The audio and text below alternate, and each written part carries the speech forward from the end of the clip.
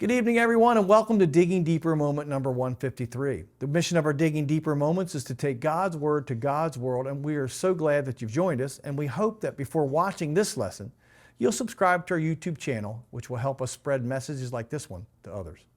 Last week, we began looking at the first verse of the Bible, Genesis 1:1, which says, "In the beginning, God created the heavens and the earth."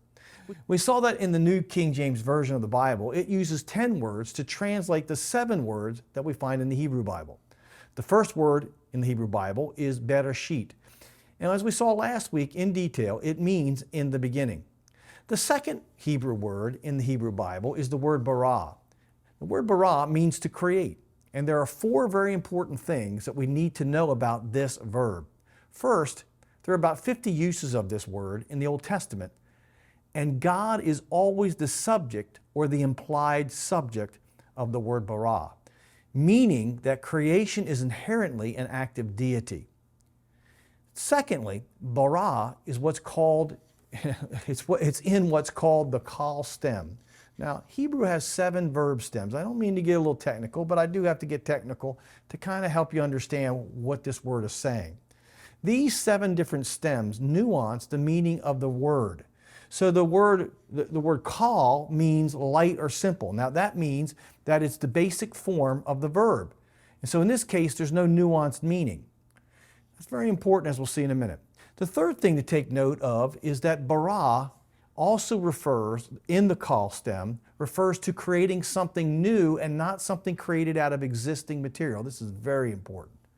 Fourthly, bara is also what Hebrew calls the qatal stem, which we would call perfect in English. Now what that means is it's a type of action. It doesn't speak to the timing of the action, but it speaks to the time, it speaks to the type of action, which means it's seen as a whole, not a step-by-step process, which also is very important.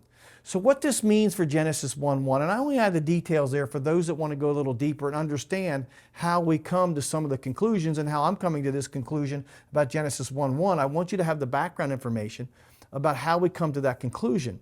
So Genesis 1:1 begins with a noun, that's in the beginning, which stresses the beginning. It stresses this is a first-time thing.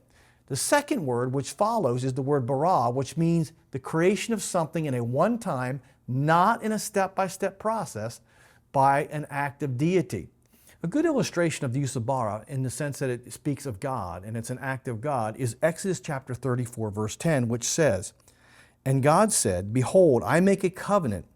Before all your people I will do marvels such as have not been done in all the earth, nor in any nation. And all the people among whom you are shall see the work of the Lord, for it is an awesome thing that I will do with you." When it says that it's never been done in all the earth, that's the word bara. It's never been created. It's never been done. And so when we see the word bara, it refers to an act of God in some form of creative act. He's always the subject. It's always referring to some kind of creation.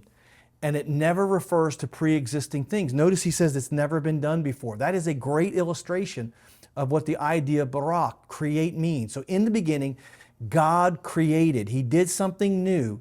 He did it, and it was something new that had not been done before. And he didn't use something that pre-existed. We'll address the something that was created in a couple weeks. Right now, we need to look at the third word found in Genesis 1:11, which is the word Elohim. The word Elohim is the word for God. And so God is the subject of the sentence. And we need to remember that the way Hebrew organizes sentences is different than that found in English. Hebrew order is verb, subject, object. And when they want to emphasize something, as is done in Genesis 1:1, they put the noun at the beginning of the sentence, which they do in Genesis 1, which is the in beginning, in the beginning. So that's the emphasis of verse 1. In the beginning, created God, this is literally the sentence, but it doesn't mean God was created. It means in the beginning God created. But they put the noun first to emphasize that this is a very important thing that we're talking about, and it's in the beginning. The word for God, Elohim, is actually in the plural, but it doesn't mean gods. It can mean gods in other texts with a small g, but the use of the plural here is called the plural of majesty, or the majestic plural. The majestic plural is used to denote something that is really, really special or really, really great. And so they also use this of the heavens, which we'll see next week. But Elohim, that's God, is the generic name for God. But it can also mean judges, gods with a little g, mighty, and on occasion it can even refer to angels. So in Genesis 1:1 it means God, the God of the Bible, the one true and living God, as opposed to the gods of the nations around Israel. So God is the subject of verse 1. Create is the verb. It's what God did. And He created in the beginning. It's the very first thing that He did. It's the very first thing that He created, and He did not create them in a step-by-step process. He created them as a whole. In other words, He said, heavens and earth, and they were there, not a process over a long period of time. And what did He create? As I just said, He created the heavens and the earth, and this is where we'll pick it up next week. If this lesson helped you, please share it with a friend. Like us on Facebook, follow us on Instagram, subscribe to our YouTube channel, or check out our Sunday morning live podcast on either Apple or Spotify. And if you'd like to partner with us as we take God's Word to God's world, you can do so by going to our website and clicking the How to Give tab. I hope to see you next week.